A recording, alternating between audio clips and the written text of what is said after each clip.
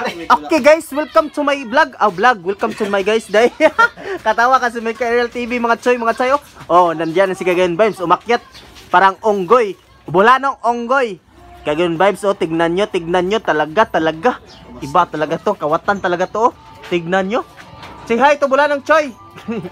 Oh, grabe. Oh, may KRL TV, supportive kayo din. Supportive. Oh, tarawa ra mga choy. Paho ni pre. Paho. Aslom. Parehas yang ilok aslom pre. Sa tag ginamos pre.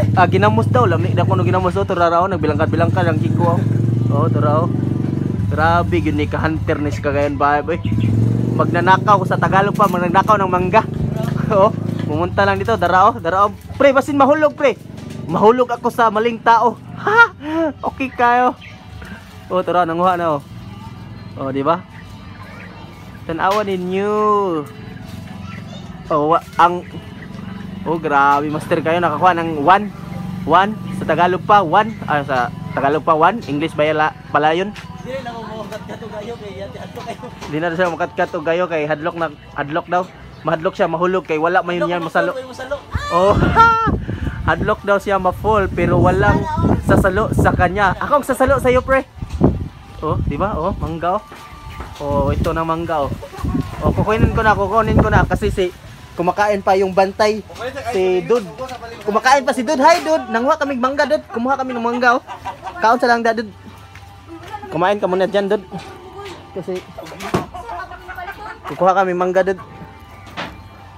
Lamig kayo ang mangga Dud. Oh. Machoy. Si Dud kay busy kayo kaon. Ang bantay sa mangga. Yan ang bantay sa mangga. Hindi niya alam, nanguha na kami. Oh, di ba si Cagayan Vibes, hunter kayo, hunter. Grabe ka hunter. Oh.